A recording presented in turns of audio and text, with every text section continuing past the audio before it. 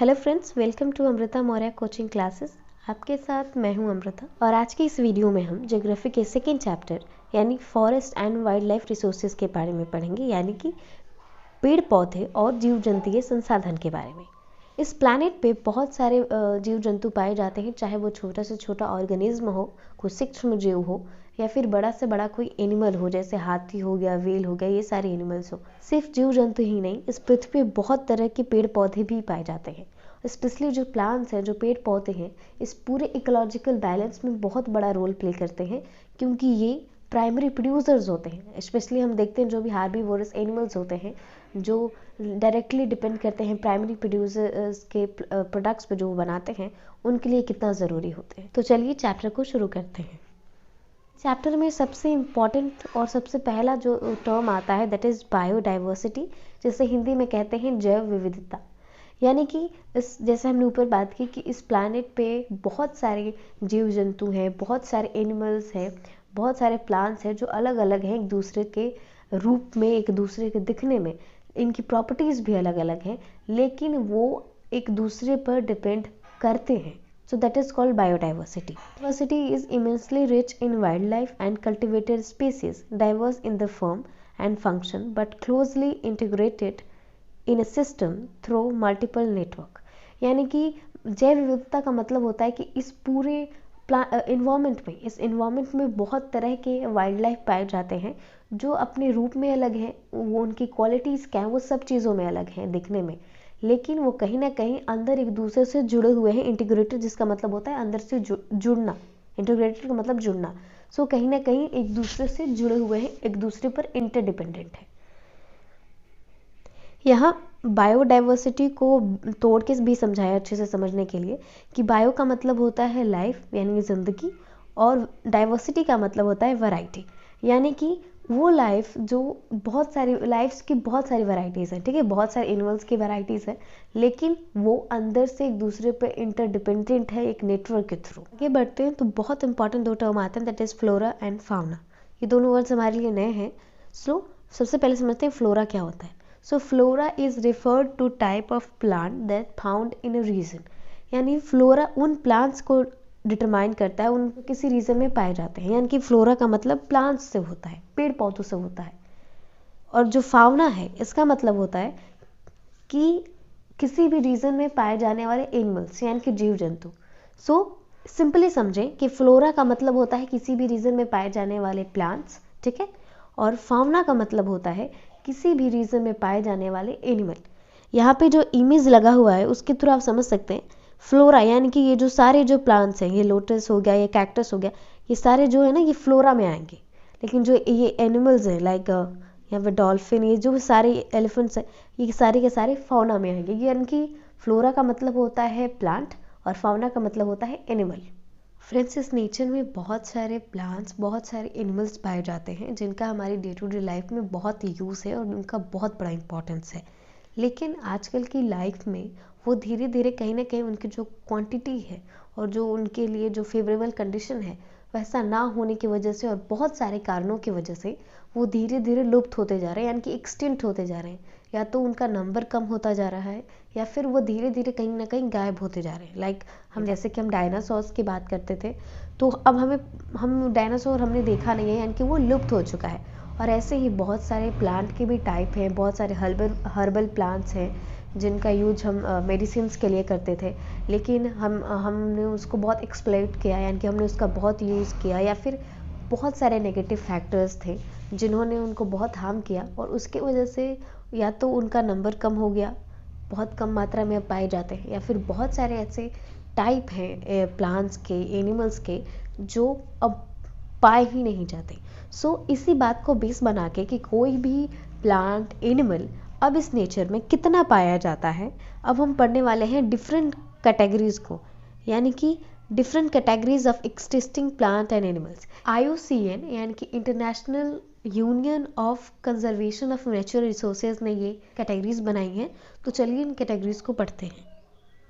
पहला जो आता है दैट इज नॉर्मल स्पीसीज, यानी कि समान प्रजाति, जैसे हिंदी में कहते हैं सामान्य प्रजाति। Species whose population level are considered to be normal for their survival, यानी कि ये वो प्रजाति हैं, ये वो स्पीसीज़ हैं जिनका जो जनसंख्या यानी कि जो पॉपुलेशन होनी चाहिए नेचर में उतनी है, चिंता करने की कोई ज़रूरत नहीं है, जितनी होनी चाहिए उतनी है।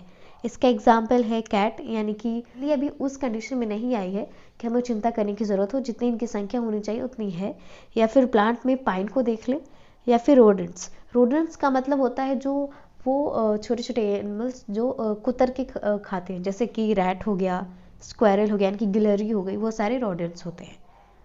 अगला जो टाइप है वो है इंडेंजर्ड स्पीसीज, यानी कि दुर्लभ प्रजाति जिसे हिंदी में कहा जाता है। So the species which are in danger of extinction, the survival of such species is difficult if the negative factors have that lead to decline in their population continue to operate। यानी कि ये जो species है ना, endanger species वो species होती हैं जिनका खतरा है विलुप्त होने का, यानी कि उनकी जनसंख्या कम है, ठीक है, डर है कि वो बहुत जल्दी ही एक्सटिंक्ट हो सकते हैं, विलुप्त हो सकते हैं अगर उन फैक्टर्स को नहीं रोका गया जो इसे इफेक्ट करते हैं। फॉर एग्जाम्पल कोई एनिमल है और उसके लिए ये प्रदूषण, यानी कि जो पॉल्यूशन तो सारे एनिमल्स के लिए, लेकिन अगर स्पेशली कुछ एनिमल्स हैं जिनके लिए पॉल्यूशन सहना मुश्किल है, और अगर इन पॉल्यूशन और जो नेगेटिव फैक्टर्स को इफेक्ट करते हैं, जो किसी भी स्पीसीज को इफेक्ट करते हैं, अगर उन्हें नहीं रोका गया तो इंडेंजर्ड स्पीसीज के प्लांट्स और एनिमल्स वो होते हैं जो जल्द ही विलुप्त हो सकते हैं। इसका एग्जाम्पल है वाइल्ड, यानी कि जो जंगली गधे होते हैं वो इसमें आते हैं, क्रोकोडाइल यानी मगरमच्छ, और संगाई। संगाई एक्चुअली एक हिरन का टाइप है जो कि स्पेशली इंडिया में मणिपुर में पाया जाता है, उन इलाकों में पाया जाता है। सो ये सारे इंडेंजर्ड स्पीसीज है, यानी कि इस स्पीसीज का डर है कि अगर नेगेटिव जो भी चीज़ें इन्हें परेशान करती हैं, अगर उनको नहीं रोका गया तो बहुत जल्द ये विलुप्त हो सकती हैं इस नेचर से। अगला जो टाइप है दैट इज़ वल्नरेबल स्पीसीज, जिसे हिंदी में कहते हैं कमज़ोर प्रजातियाँ, यानी कि जो बहुत कमज़ोर हैं। So this are the species whose population has decline level from where it likely move into endangered species, यानी कि ये वो प्रजाति हैं एनिमल्स की, प्लांट्स की, जो जल्द ही इंडेंजर्ड में एंटर करने वाली हैं। यानी कि अगर इनके जो नेगेटिव फैक्टर्स जो इन्हें परेशान करते हैं, जिनकी वजह से इनकी संख्या कम हो रही है या फिर इन्हें परेशानी हो रही है, अगर इन्हें नहीं रोका गया तो ये इंडेंजर्ड कैटेगरी में चले जाएंगे, यानी कि इंडेंजर में जाने के बाद इन पे ये खतरा होगा कि ये जल्द ही विलुप्त हो सकते हैं। इसका एग्जाम्पल है ब्लू शिप, यानी कि जो ये नीले कलर के जो भीड़ हैं वो, और एशियाटिक एलिफेंट। अगला जो टाइप है that is rare species. Species with small population may move into endangered or vulnerable species if negative factors affecting them continue to operate।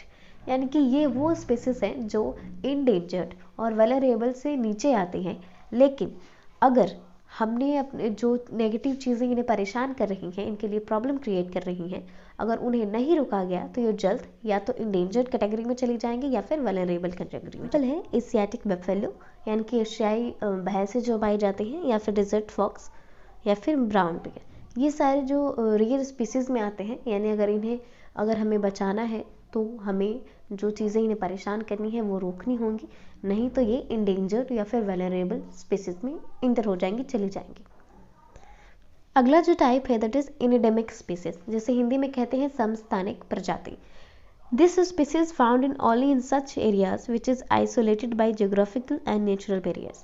So ये जो स्पीसीज है वो उन इलाकों में पाई जाती हैं जो थोड़ा अलग थलग हैं, ठीक है, जियोग्राफिकल बैरियर्स है। फॉर एग्जांपल जो आइलैंड होते हैं, जैसे आइलैंड अकेले होते हैं, पानी से घिरे हुए होते हैं, सो वो आइसोलेटेड होते हैं, अकेले होते हैं। इंडिया में ऐसे जगह जो आइलैंड्स हैं जैसे अंडमान निकोबार हो गया, ठीक है, वो सारी जो जगह हैं वो उस पर। सो इसका एग्जाम्पल है Andaman pig, Nicobar pigeon and Andaman till. यानी कि ये सारे वो स्पीसीज के एनिमल्स हैं जो उन एरियाज में पाए जाते हैं, उन जगहों पर पाए जाते हैं जो थोड़े से अलग थलग हैं, ठीक है, वो भारी भरकम जो भीड़ वाले इलाके हैं वहाँ नहीं हैं, थोड़े से अलग हैं, ठीक है, जैसे आइलैंड्स जो इलाके हो गए जो अलग थलग होते हैं, उन इलाकों में ये पाए जाते हैं। और लास्ट जो टाइप है स्पीसीज का, उसका नाम है एक्सटिंक्ट स्पीसीज, यानी कि लुप्त प्रजातियाँ। So this species which are not found after search of known or likely places where they may occur. में अगर यानी कि ये वो प्रजातियां हैं जो वहाँ नहीं पाई जाती हैं जहाँ हमें पता था कि ये पाई जाती थी, यानी कि ये लुप्त हो चुकी हैं। ठीक है, अब वो नहीं पाई जाती जहाँ ये पहले होती थी। इसका एग्जाम्पल है एशियाटिक चीता।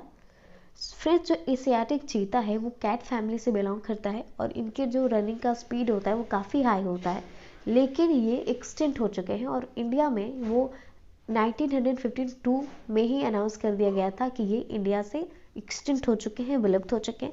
और अगला है पिंक हेड डक, यानी कि ये जो गुलाबी हेड वाला जो डक है वो भी एक्सटिंक्ट में आता है। सो आज के इस वीडियो में बस इतना ही। अगले वीडियो में हम इस चैप्टर में रिलेटेड और इम्पॉर्टेंट चीज़ें पढ़ेंगे। Thank you for watching our field video. Don't forget to subscribe.